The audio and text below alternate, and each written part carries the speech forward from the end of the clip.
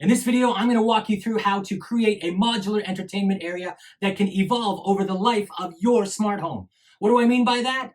Let's check it out. Hey guys, Chris Young here from Homekit Geek.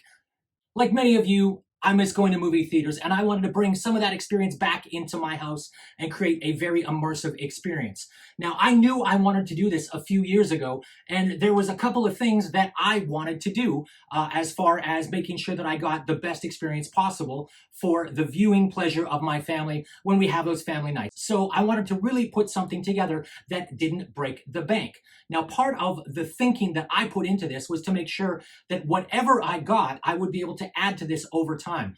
You can definitely go out and you can spend thousands, tens of thousands of dollars on creating your own entertainment area. And there are many examples on YouTube of people doing just that. In my case, what I chose to do instead was to pick a few core products and then evolve them over time by replacing, reusing, all that kind of thing. So let me take you through what I actually did. First off, let's talk about the TV. Now, the TV is the core, that's the viewing experience. Everybody's got a budget, you own your budget. I'm not really gonna go too much into TVs. I'm not a specialist on TVs. I can tell you right now, I chose to go with a 65-inch TCL. This is an OLED, and again, it looks great to me. It was in a sub $1,000 price point. I got it at about 800 bucks just around Christmas. And this is the core viewing of my, my setup right now. The TCL with the Roku does have HomeKit included, so I do have the ability to ask Siri to be able to just turn off the TV at the end of the night and the whole thing just goes dead. All that's great. I could change inputs if I wanted to. And as well, because it's Roku embedded, it's a smart TV, I do have the ability to add apps. So in my case, I really don't care about the Roku too much or the additional apps. I'm really more around Apple's ecosystem. So the core of my setup is an Apple TV 4K. Why 4K? Because I get 4K, better video, better quality, all that good stuff. And it's also the newest available Apple TV on the market, which means I'm gonna get a longer lifespan out of that. Although we are expecting to see, hopefully, a new Apple TV in the coming months. So as far as setup, I'm showing you guys here the picture of this. It's just an Apple TV, but I did get this case that allows me to mount it right on the wall. So I have my setup on a wooden facade built around an old brick chimney. And what I've done is I've just used some 3M double-sided tape, the command strips, and I've pushed that right on there. So no cables showing, or mostly no cables showing. There's a little bit there on the edge, but I'm okay with that. So the next thing I want to talk about is sound. So sound is critical and you want to do whatever you can do with it. So you have a couple options if you're in the Apple HomeKit camp. If you've got a couple of HomePods, the original HomePods there, these are about $300 a piece. Somewhere in there, you can get them a little bit cheaper, depending. You can use that as a permanent home theater, which they say does a simulated Dolby Atmos sound right from your 4K. So this is only available on the Apple TV 4K, and this would give you a really good sound experience. Now, in my case, I wanted more than that. I wanted that full experience with speakers around the room. So I chose to start with Sonos. So Sonos as a brand over time has been just a wonderful product. And the thing I like about it the most is they integrate with everybody. I can use these with my Madam A's, my Amazon Echoes, my Google Home. They have all of the different sound sources built right into the app. They have an API. There's a lot of cool stuff I can do with it. AirPlay 2 embedded right in the systems. Just a really great product set. So what I did originally is I started off with a Sonos Beam. So the Sonos Beam, as you can see here, this is the small version of the Sonos bars, sound bars that are available. And this will get you pretty good sound. I paired this with a couple of Sonos Ones as my rears, and that'll give me Dolby 5.0 sound. So I've got the play bar at the front, as you can see here, and right behind, mounted on my walls, I've got a couple of the Sonos Ones. And I will put links to the mounting kits that I've got down below in the affiliate links in the video comments section. So everything in here, I'll have affiliate links down below in case anybody is looking at picking these up, making that a little easier for you. I might get a little bit of cash back from that, just so you're aware, but it doesn't cost you any more. So I lived with this setup for a couple of years and it was great. but I wanted to increase that, right? The pandemic hit and I wanted a better sound quality. One of the things that was missing was the low end. Now I could go into the speakers and kind of jack up the EQ and get the bass up there, and it did help a lot from the stock Sonos experience, but nothing is going to replace an entire subwoofer. So I added in a Sonos bass subwoofer to my system. And again, I just plug it in, connect it to Sonos. Everything just works. HDMI output out of the TV. Any of my HDMI sources come right out of the TV, which is awesome. So as I said earlier in the video, I recently replaced my old TV, which was a 42-inch LG, with a 65-inch TCL, which just fits beautifully on this the new facade on above the chimney. So the beam is now starting to look a little small when I look at the larger TV, right? I like these things visually to be kind of matching as well. And wonderfully, what Sonos allows us to do with this system is not have to replace all the devices, but I can replace just that beam with the Sonos Arc. So the Sonos Arc, really, I'm just going to take out the beam, recreate a new Dolby Atmos full 7.1 setup, and I will be good to go. The beam I'm going to replace, I'm going to put that in one of the other bedrooms. Again, I can reuse all these products. It's not like a traditional system where you kind of buy a new speaker and you go, what do I do with this? Right? Especially as you move from a legacy non-smart system to a newer smart system like the Sonos, there's a lot of capabilities that we're not throwing this stuff out. So we're not going to be contributing to any e-waste here. I'm going to be reusing the beam in my house and really be able to push it out. Sonos does some of the best multi-room audio on the market today, at least in my opinion and in my experience. So on the screen right now, I am going to do a quick bit of math and help you understand what the different price points is and how you're going to be able to add these on. So again, you could go absolutely full out and spend the full ticket if you so choose, but you can also break this down and add the components over time. So if you want to start out, for instance, like I did with a Sonos Beam, that's going to cost you this much. If you want to add a couple of Sonos rears on top of that, you can do that later on for just adding a couple of Sonos ones for this much. Right? And then at the end, if you want to add in that Sonos subwoofer, you can add that to the system again, replace it with the Arc, add a second subwoofer. You got a lot of possibilities here. It does start to add up over time, but this is not a single investment. So you have the ability over time, like I said, to evolve your sound system and kind of increase your viewing experience for your whole family, which is really important in a time when most of us are not leaving the house so much. So the next on the list, let's talk about the Philips Hue Sync. So for those of you who've been around a while, this product was supposed to be like magic. And I actually got really into the Hue product line specifically for the Hue Sync functionality. And I did that coming on 4 or 5 years ago, something like that, quite a while before the HDMI sync box actually came out.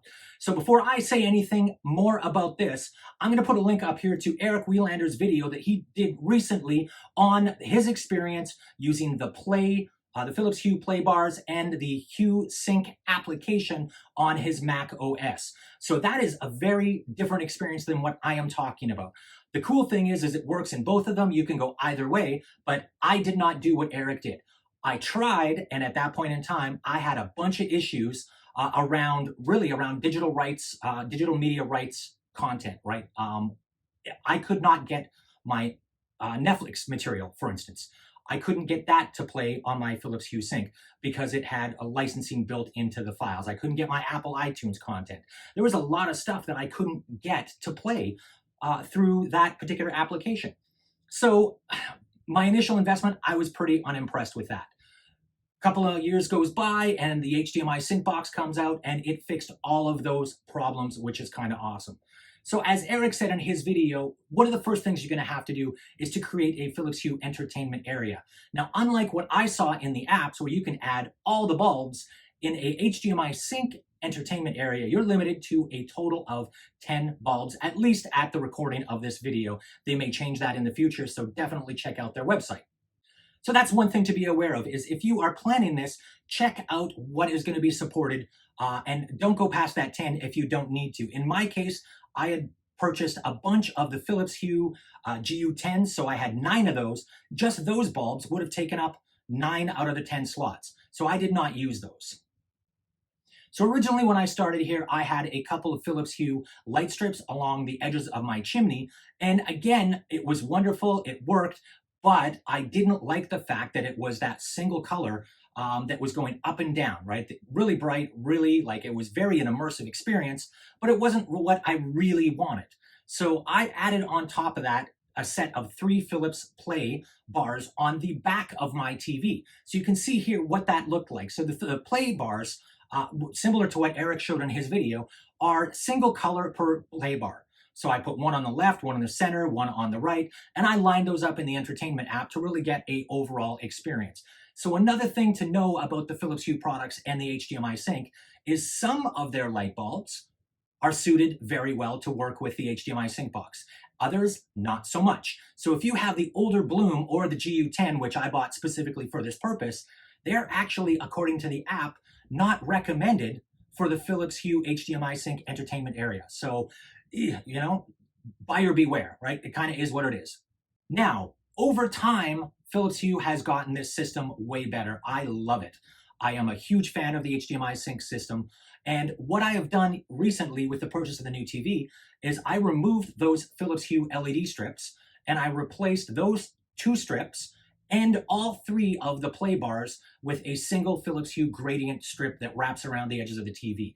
This, unlike the other LED strips and unlike the Plays, this is a multi-zone LED strip, which means that you can have multiple zones that kind of track the edges of the TV and really extends whatever is going on the screen all the way out to the rest of your room, which is awesome. As I said in the beginning of this video, we're talking about a modular entertainment system. And part of that is the ability to take the lights and move them around as things get better. So in my case, I removed the blooms completely from my setup. I took the Play bars off the back of my TV and I moved those around the room. So as you can see here, now I've got quite a good setup where I've got this immersive light experience that really is all around the viewing area. One of the other things that I did, which I'm really digging the effect, is I took the Philips Hue LED strips and with a little bit of having to play around with the placement, I managed to get it so that the Philips LED strips underneath the couch have the color, whatever's on the bottom of the TV, coming right out through the bottom of the couch, which is awesome.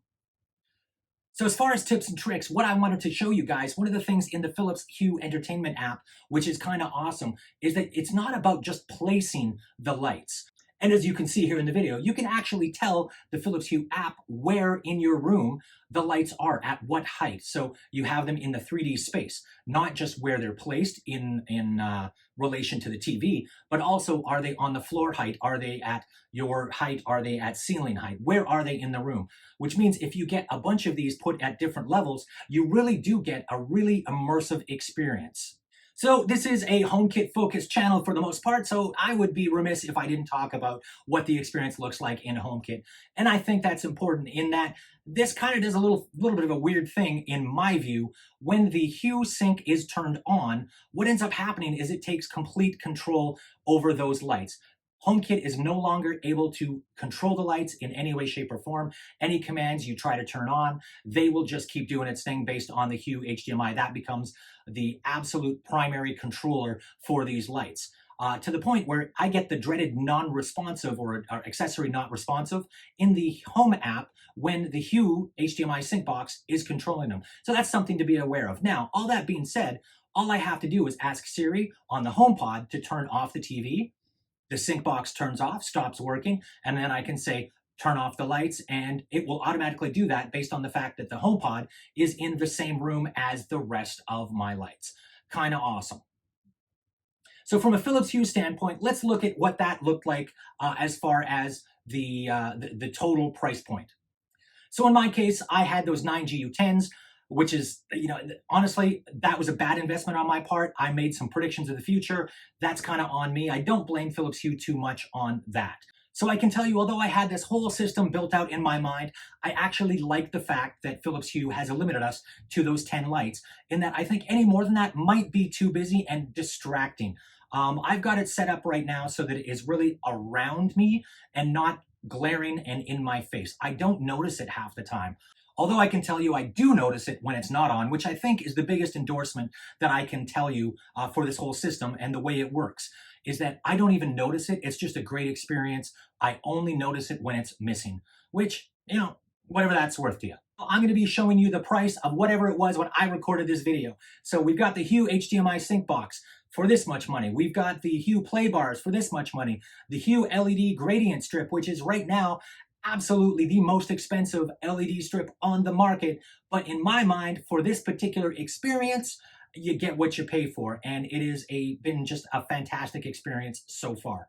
If there's anything I have missed here, do me a favor, go in the comments below, pose your questions, ask your questions, let me know what I've missed, let me know what you're wondering, all those kinds of things. The big things that I would say are this.